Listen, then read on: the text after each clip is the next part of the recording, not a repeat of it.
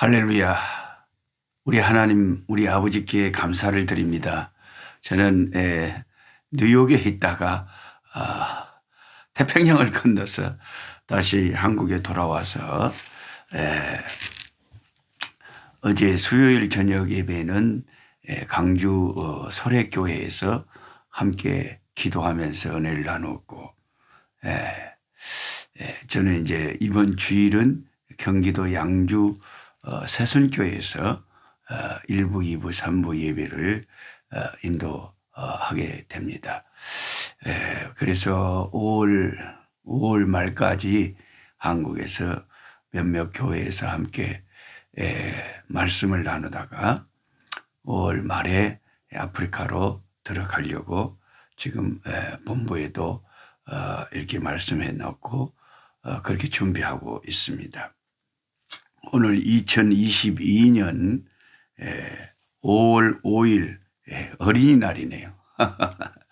오늘 목요일 에스라 7장에서 10장에 걸친 말씀을 보도록 하겠습니다.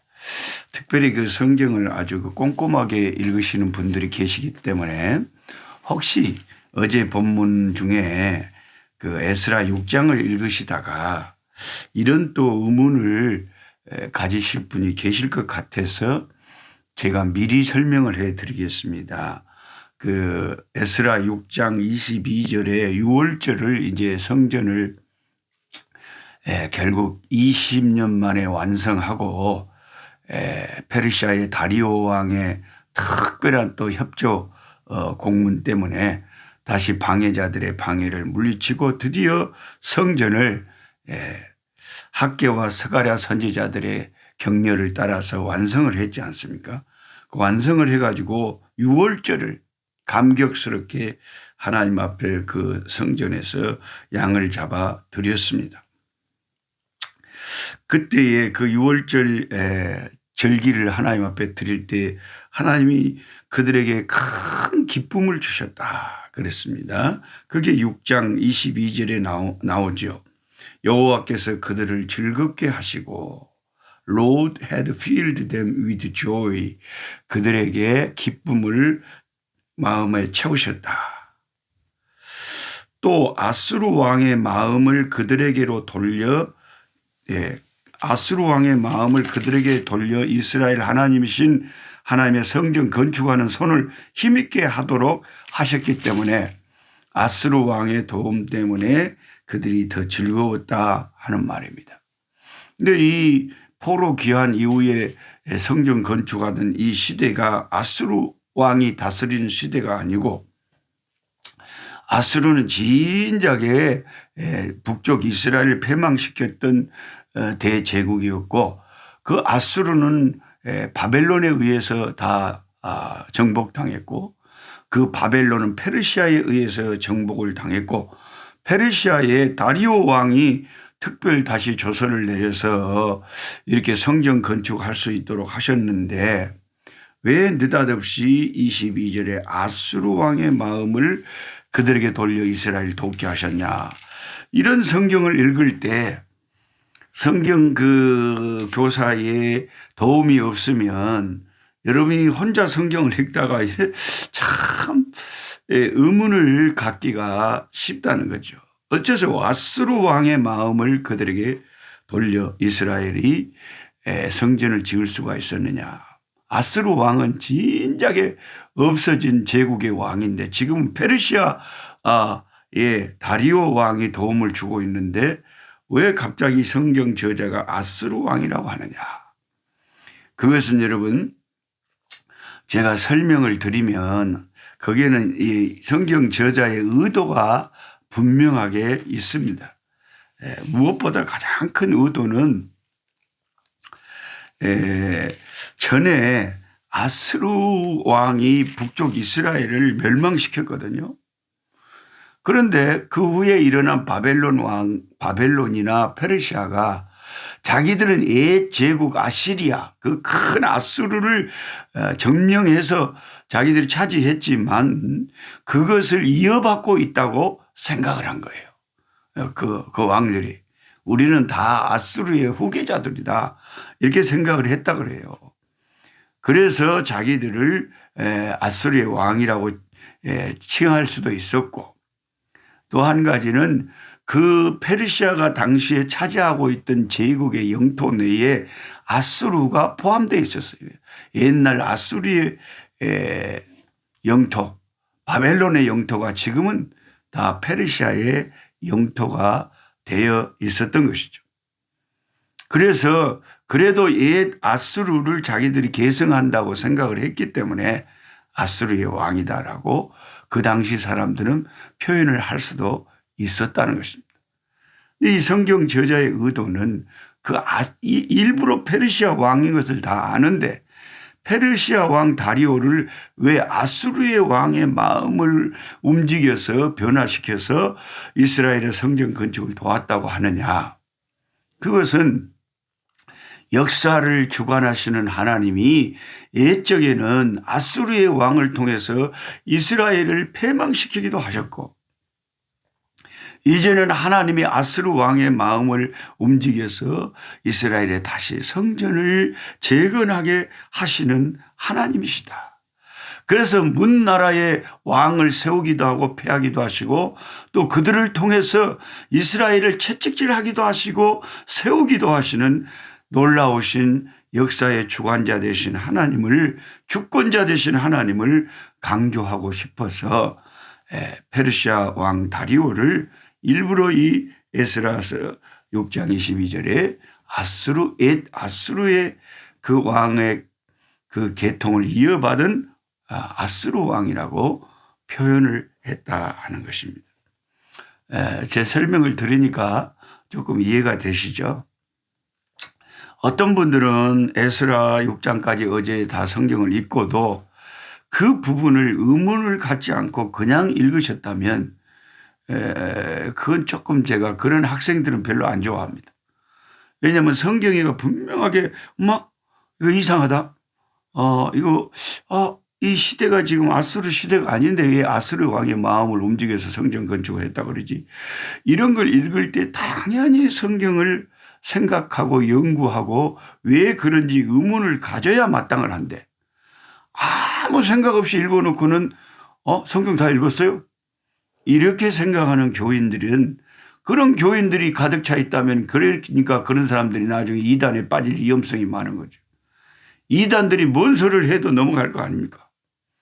그래서 항상 우리는 말씀을 정신을 차리고 읽으시면서 이 말씀이 무슨 뜻인가, 또 그 말씀이 이해가 되지 않으면 거기에다가 몇 줄 물음표를 딱 쳐놓고 그 말씀을 여러분 섬기시는 교회 목사님한테 질문도 하시고, 그러려고 목사님이 있고 교회가 있는 거 아닙니까? 그러려고 신학교가 있는 거 아닙니까? 그래서 그 이해가 안 되는 성경 말씀들을 이해하시면서 읽으셔야지, 아무 생각 없이 읽는 것은 아주 좋은 일이 아니다 하는 것입니다. 그 다음에 오늘의 이제 그 핵심 본문에는 9장 읽어보면 이 에스라가 이제 등장을 하죠. 에스라가 성전 건축 이후에 이제 돌아와서 보니까 성전 건축하고 그때까지만 해도 참 그 1세대들은 굉장히 은혜로운 신앙생활을 잘했는데, 이제 뭐 몇십 년이 지나서 한 60여 년이 지나서 에스라가 예루살렘에 돌아와 보니까 거기 성전은 지어져 있는데, 이제 그 처음 와서 성전을 지었던 그 뜨거웠던 개척자들의 시대는 다 지나가고 그들의 2세, 3세가 살고 있는데, 문제는 그들의 영적인 상태가 심각했다는 것입니다.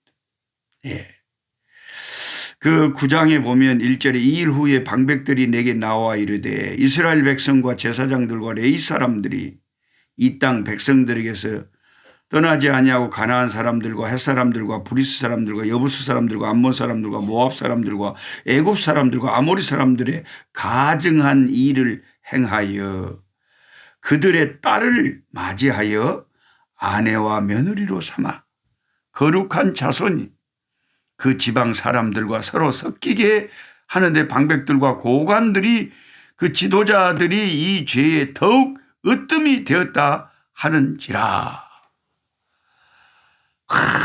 에스라가 한 1700명 이끌고 2차 귀환해서 보니까 처음 왔던 그 개척자 시대가 지나가고 그 2세 3세 되는 그 사람들이 이스라엘에서 하나님을 섬기는 모습을 보니까 너무나 세속화돼 버리고, 그것도 지도자급 되는 사람들이 이방 며느리들, 이방 여자들을 계속 집안에 끌어들여서 결혼을 시켜가지고 이스라엘의 순수한 하나님 섬기는 이스라엘 백성들을 잡족으로 만들어놨다.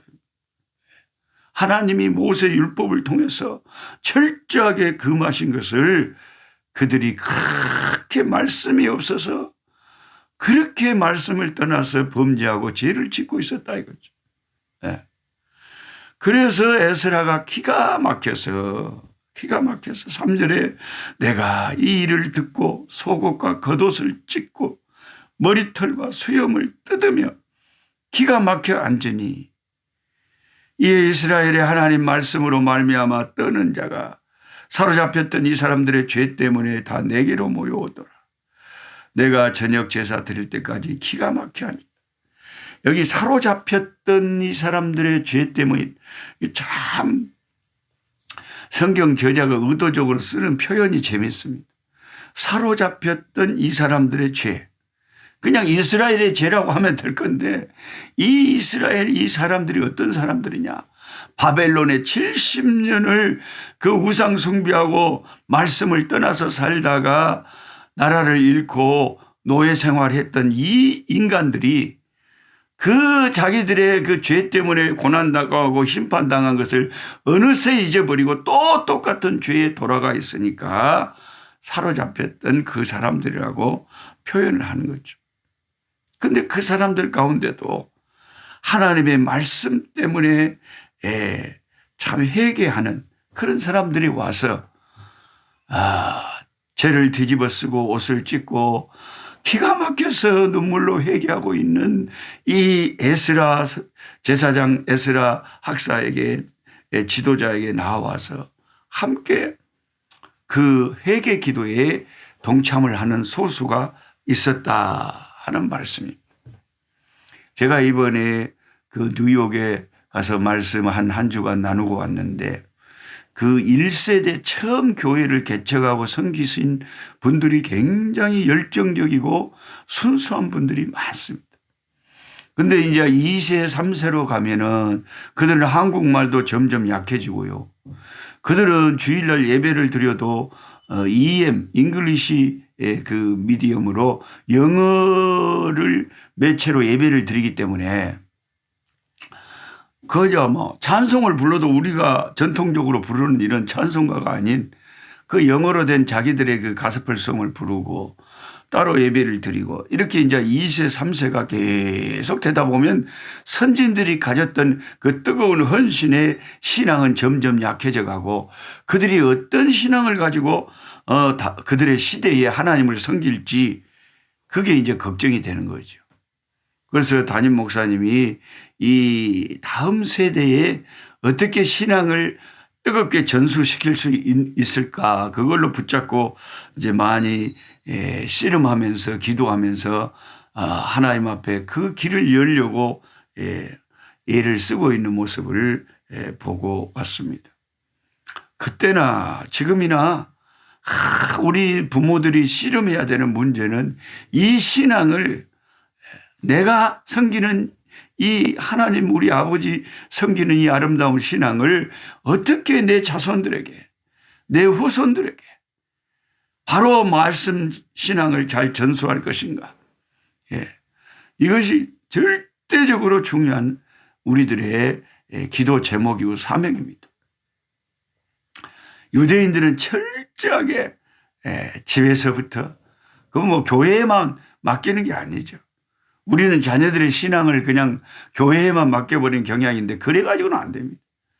아예 어려서 젖먹이 때부터 철저하게 신앙으로 키우지 않으면 이 악한 시대에 우리 아이들이 바른 믿음으로 자라는 것은 아주 힘든 일입니다.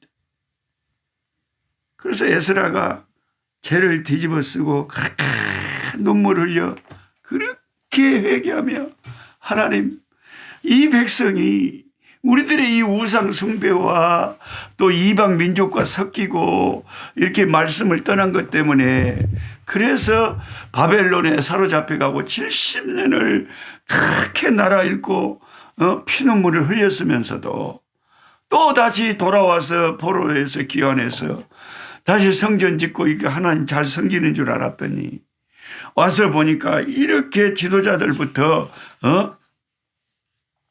다른 이방 족속들과 혼잡해가지고 완전히 하나님 말씀을 떠나서 이렇게 살고 있으니 이 일을 어찌하면 좋겠습니까? 그렇게 눈물로 통곡을 하면서 창자가 끊어지는 단장의 회개 기도를 하는 것이 이 에스라 9장에 나와 있습니다, 여러분. 그러면서 그들과 함께 회개하고 간절히 기도하던 에스라는 우리가 말로만 회개해서는 안 된다. 이방인들과 혼인한 자들의 명부를 만들어라. 그게 제사장이든 레위든 지도자든 상관없다. 모든 이스라엘 사람 가운데 이방인들과 혼인한 자들의 명단을 만들어서 공개적으로 발표하고 그들은 모두 자발적으로 그들의 이방인의 파트너들을 돌려보내라. 이미 아이가 있는 자들은 그 아이까지 돌려보내라. 단호한 개혁운동을 일으킵니다. 그래서 이스라엘을 이제 다시는 그런 짓을 못하게 하려고. 아니, 정들었던 아무리 이방인 아내지만 정들었던 사랑하는 아내와 자식들을 다 이제 세퍼레이션, 이별하고 보내야 된다는 게 얼마나 힘들었겠습니까? 그런데 죄를 회개한다는 것이 우리가 말로만 되는 것이 아니라 이렇게 실제로 삶으로 우리가 끊어낼 것은 끊어내는 게 진정한 회개 아닙니까? 그래서 에스라는 그런 놀라운 회개 운동을 그 시대에 가서 일으켰던 거죠. 오늘 우리들 가운데도 이런 확실한 회개 운동이 일어나야 될 줄 믿습니다. 하나님 아버지, 지도자 에스라의 창자가 끊어지는 애통의 기도, 이 회개를 아버지 성경을 통해서 읽습니다. 그리고 저희도 함께 회개합니다. 또한 기도로만 끝나는 신앙이 아니라 생활 속에서 구체적으로 실천하는 개혁신앙을 봅니다.